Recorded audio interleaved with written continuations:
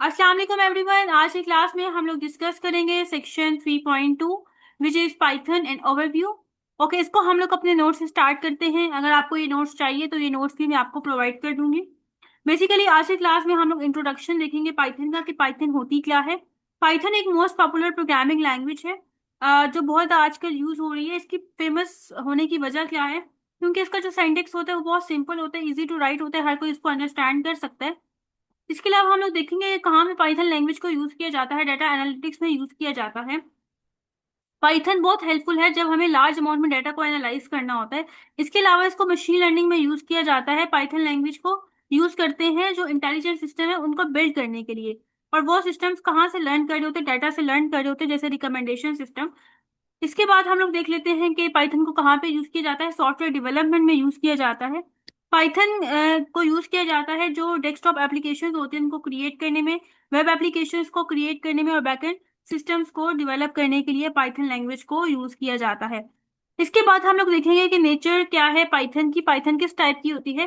Python is a high level programming language. इसको high level programming language क्यों कहा गया है? क्योंकि ये ह्यूमन अंडरस्टैंडेबल लैंग्वेज होती है। इजीली आप इसको अंडरस्टैंड कर सकते हो, इजीली आप इसको लिख सकते हो। और इसको ऑब्जेक्ट ओरिएंटेड लैंग्वेज बोला गया है। क्यों? क्योंकि इसमें जो प्रोग्राम्स होते हैं वो कैसे बिल्ड होते हैं, यूजिंग ऑब्जेक्टिव ऑब्जेक्ट्स के थ्रू प्रोग्राम्स बिल्ड हो रहे होते हैं। इसके अलावा पाइथन बहुत हेल्पफुल है कोड को ऑर्गेनाइज करने में, कोड को रीयूजेबल बनाने में। और पाइथन को यूज किया जाता है जो लार्ज कॉम्प्लेक्स प्रोजेक्ट्स होते हैं उसमें। इसके बाद डाटा ड्रिवन लैंग्वेज। ठीक है, अब इसको डाटा ड्रिवन लैंग्वेज क्यों बोला गया है? क्योंकि पाइथन बहुत ज्यादा यूज होती है जो डाटा रिलेटेड वर्क होते हैं। और ये जो लार्ज डेटा सेट्स होते हैं उनको एफिशिएंटली हैंडल कर रहा होता है। इसके अलावा इसको यूज किया जाता है एनालिसिस के लिए, विजुअलाइजेशन के लिए, और प्रोडिक्शन के लिए। फिर इसको बोला गया है कि ये ह्यूमन फ्रेंडली लैंग्वेज है। क्यों? जैसे कि हम लोगों ने स्टार्ट में बात की है कि जो पाइथन होती है वो बहुत सिंपल होती है। उसका क्लीन सिंटैक्स होता है, इजीली आप उसको अंडरस्टैंड कर सकते हो। और ये बहुत ज्यादा सिमिलर होता है इंग्लिश लैंग्वेज की तरह होता है। ठीक हो गया। उसके बाद हम लोग देखते हैं इसकी हिस्ट्री। पाइथन लैंग्वेज को कब इंट्रोड्यूस करवाया गया था? 1992 में इसको इंट्रोड्यूस करवाया गया था। इसका डिजाइन कैसा होता है? इसका डिजाइन सिंपल होता है, इजी टू राइट होता है, एंड इजी टू अंडरस्टैंड होता है। Okay, it is suitable for rapid development, fast development of programs. ये जो पाइथन लैंग्वेज है ये किसके लिए बेस्ट है? जब फास्ट डेवलपमेंट की जरूरत होती है तो उसके लिए फिर पाइथन लैंग्वेज को यूज किया जाता है। अब आगे उन्होंने रीजन दी है कि पाइथन लैंग्वेज क्यों पॉपुलर है, क्यों इतनी ज्यादा फेमस है। Python is widely use due to several factors. उसके पीछे कुछ रीजंस हैं जिसकी वजह से वो बहुत फेमस है। अब फर्स्ट रीजन है बिगिनर फ्रेंडली। जिन्होंने अभी अभी प्रोग्रामिंग लैंग्वेज स्टार्ट की है, जिनको इतनी ज्यादा नो हाउ नहीं है प्रोग्रामिंग के बारे में, तो उनके लिए बहुत बेस्ट है, उनको इजीली समझ आ जाती है पाइथन। ये मेन रीजन है इसके फेमस होने की। जैसे कि यहाँ पे लिखा हुआ है good starting language for beginners. जो बिगिनर्स होते हैं जिनका अभी नया नया एक्सपीरियंस स्टार्ट हो रहा होता है प्रोग्रामिंग में, उनके लिए बहुत बेस्ट होती है। इसका जो सिंटेक्स है वो बहुत सिंपल होता है और इजीली जो नया प्रोग्रामर है वो उसको लर्न कर सकता है। सेकेंड रीजन देख लेते हैं कि इसका सिंटेक्स बहुत ईजी होता है। इसका जो सिंटेक्स है बहुत इंग्लिश लैंग्वेज से सिमिलर है। अगर आप देखोगे इस प्रोग्रामिंग को, ये प्रोग्रामिंग लैंग्वेज है, तो आप इजीली इसको समझ लोगे कि अच्छा इस लाइन में क्या कह रहे हैं, इस लाइन में क्या कह रहे हैं। Code is easy to read and understand. ठीक है, कोड को आप इजीली रीड कर सकते हो, अंडरस्टैंड कर सकते हो। ठीक हो गया। और उसके बाद हम लोग देख लेते हैं कि इसको ओपन सोर्स क्यों बोला गया है। ओपन सोर्स का मतलब क्या होता है?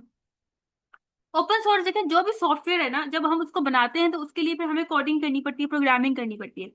ठीक है, अब जो ओपन सोर्स सॉफ्टवेयर होते हैं उनकी जो प्रोग्रामिंग होती है ना, जो उनकी जो कोडिंग होती है वो हमें फ्री में दे दी जाती है। ठीक है, जैसे कि यहाँ पे लिखा हुआ है कि any one can use it freely. कोई भी इसको फ्री में यूज कर सकता है। अगर कोई भी सॉफ्टवेयर ओपन सोर्स है तो इट्स मीन कि उसका जो कोड है वो हम लोग फ्री में यूज कर सकते हैं। उसके कोड को हम लोग देख सकते हैं, उसके कोड को मॉडिफाई कर सकते हैं, उसके अंदर चेंजेस कर सकते हैं, या अगर हम इसको शेयर करना है तो हम लोग शेयर भी कर सकते हैं। अब हम लोग एप्लीकेशन देख लेते हैं पाइथन की, कि पाइथन प्रोग्रामिंग लैंग्वेज को किस किस फील्ड में यूज किया जाता है। डेटा साइंस में यूज किया जाता है, डेटा एनालिसिस के लिए इसको यूज किया जाता है, और जो लार्ज मशीन लर्निंग है उसको सपोर्ट कर रहा होता है, एआई लाइब्रेरीज को सपोर्ट कर रहा होता है। इसके अलावा डाटा हैंडलिंग में इसको यूज किया जाता है। जब डाटा को कलेक्ट करना होता है, उसको मैनेज करना होता है, ऑर्गेनाइज करना होता है, तो उसमें इसको यूज किया जाता है। ठीक है, और जो बिग डाटा होता है उसकी प्रोसेसिंग के लिए बहुत ज्यादा हेल्पफुल होता है। इसके अलावा वेब डेवलपमेंट के लिए जो हम लोग वेबसाइट्स बना रहे होते हैं तो उसके लिए जो हम लोग कोडिंग करते हैं तो उसके लिए भी हम लोग पाइथन लैंग्वेज का यूज कर सकते हैं। जैसे कि यहाँ पे उन्होंने फर्स्ट पॉइंट में लिखा हुआ है कि यूज फॉर बिल्डिंग वेबसाइट, की वेबसाइट को बनाने के लिए। इसके अलावा कुछ फ्रेमवर्क्स होते हैं जिसमें पाइथन लैंग्वेज को यूज किया जाता है, जैसे डिजांगो हो गया, फ्लास्क हो गया, पायरामिड हो गया। अब इसके बाद हम लोग बात कर लेते हैं ग्राफिकल डिजाइन और ऐप में इसको यूज किया जाता है। ठीक है, जो डिजाइनिंग के टूल्स होते हैं उसमें जो प्रोग्रामिंग लैंग्वेज यूज हो रही है, उसमें पाइथन का यूज किया जा सकता है। एजुकेशन में मतलब use in online learning material, जो ऑनलाइन लर्निंग मटेरियल है वहां भी इसको यूज किया जा रहा होता है। इसका सिंटेक्स बहुत ईजी होता है, जो बिगिनर्स के लिए बहुत हेल्पफुल होता है। प्रोटोटाइपिंग के लिए, प्रोटोटाइप क्या होता है कि किसी भी चीज का सैंपल, जैसे फॉर एग्जाम्पल हम लोग एक ऐप बनाने जा रहे हैं, तो हम लोग फर्स्ट टाइम पे एक पूरी फुल फ्लेज ऐप डेवलप नहीं कर लेते, बल्कि हम लोग इसका एक सैंपल बना लेते हैं और देखते हैं कि क्या वो वर्केबल है या नहीं है, उसके अंदर क्या क्या प्रॉब्लम्स आ रही है, ताकि फ्यूचर में उन प्रॉब्लम्स को ओवरकम किया जा सके। फिर गेम डेवलपमेंट में जो स्मॉल गेम्स डेवलप हो रही होती है, वहां पे पाइथन का यूज किया जा सकता है।